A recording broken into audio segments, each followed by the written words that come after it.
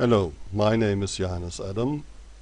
Are you interested in hotspots on electronic boards, either due to heat by components or by current in traces? Then perhaps our software TRM is what you are looking for.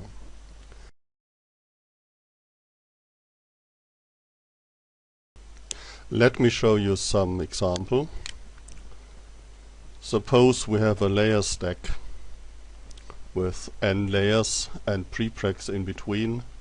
We have components with power, we have pins bringing current in and out of the board, we have cooling mechanisms, we have heat spreading mechanisms, and all this together is creating a temperature according to heating and cooling conditions. But what is the temperature precisely?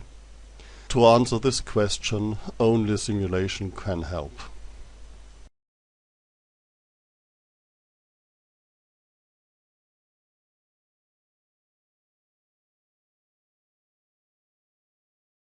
As an example, we are investigating a board supplied by the company Microchip.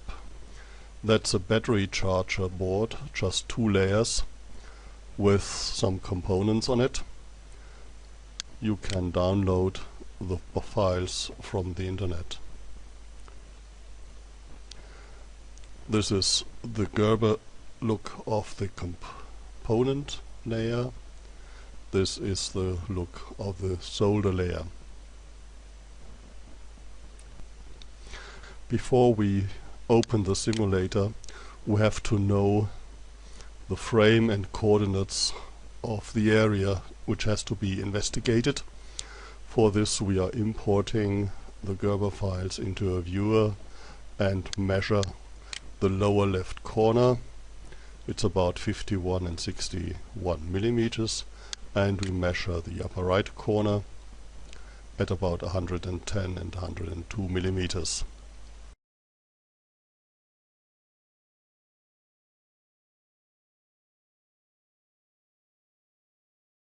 We've prepared the model setup already to make things faster.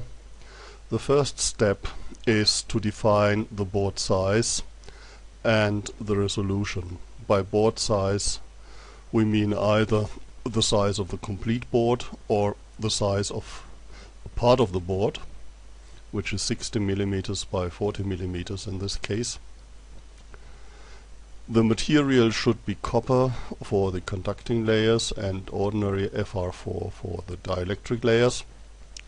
And we want to look with a resolution of 100 microns or 0.1 millimeters onto the board. This quantity 0.1 defines the size of a virtual thermal pixel in a virtual infrared camera. By virtual, of course, I mean the final simulation result. In total there are 8 steps to be performed to come from the preparation to the results. Step 2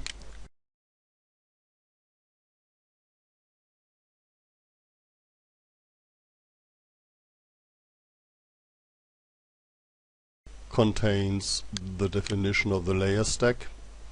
So first of all, the definition of the files, defining the copper look in each layer, the thickness of the layers, and of course the default materials. A Gerber file cannot be viewed because it's a text. We have to expose the Gerber input and create the computational file, and for this we need the lower left coordinates of the board, which we just looked at. This is the raw input, and this is a calculated computational array on the base of 0.1 millimeter resolution. I've prepared that for the bottom layer, and that's the result. In fact, a lot of layers can be defined without any problem. Next step is to define the drills. We've got an epsilon files defining the coordinates, and together with the coordinates we have to define some technology data. So in that case, TH is a through-hole drill, plated and with a plating of 20 microns. The plating material should be copper. A click on convert first is creating an image of the epsilon into physical points, representatives of the holes, and subsequently, or better, all these circles are the cylindric rings transformed.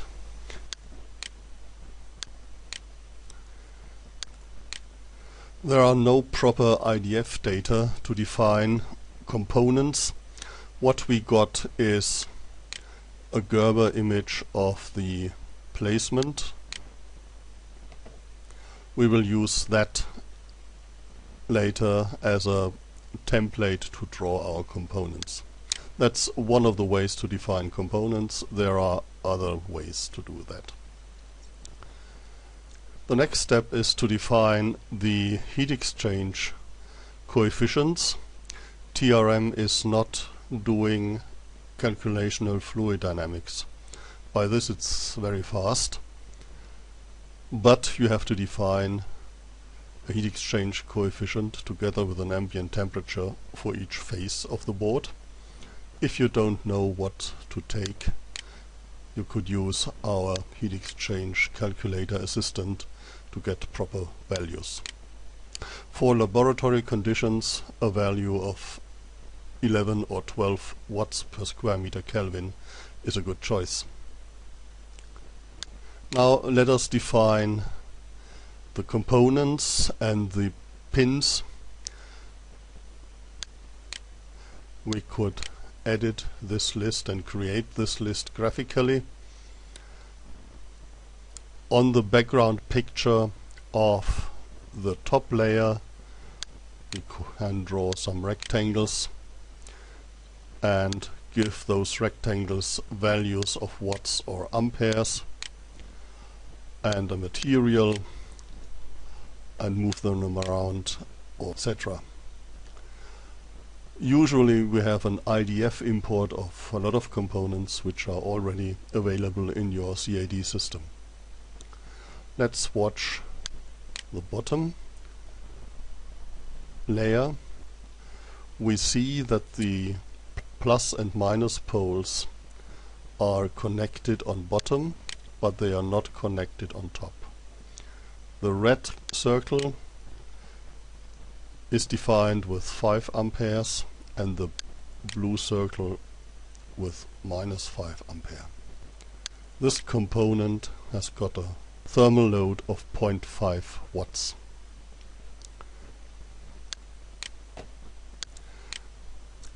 Now we are in the condition to start the calculation, either on a 32-bit machine or a 64-bit machine. Just pressing start, and it will automatically create maps of the conductivity after the transformations we were talking about. The first iteration loop deals with the voltage or potential due to our 5 ampere boundary conditions. We can control the convergence, and within about 60 seconds we have a stabilized and converged solution.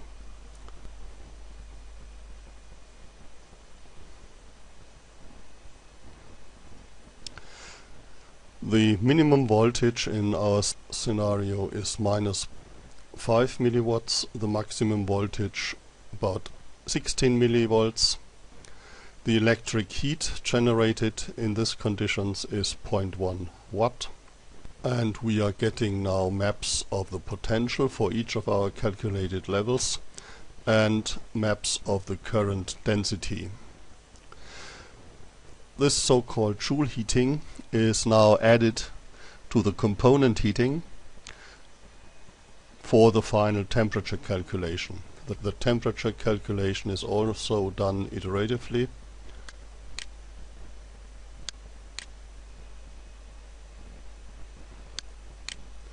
and will give results in another couple of seconds.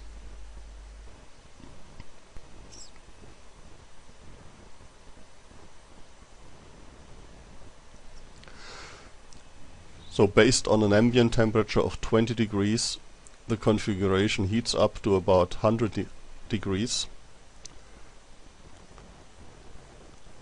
and after everything is done we can watch the results. For example, the voltage distribution in top layer and bottom layer. We can watch the current density, which means ampere per square millimeter. Here the trace is narrower than here, so the current density is higher. And what we are interested is the temperature. The component heats up to about 105 degrees, and here we see the heating, slightly heating of the trace. There are more features, but they are beyond the scope of this introduction. If you are interested, watch our website or give us a mail. Thank you very much for watching. Thank you and goodbye.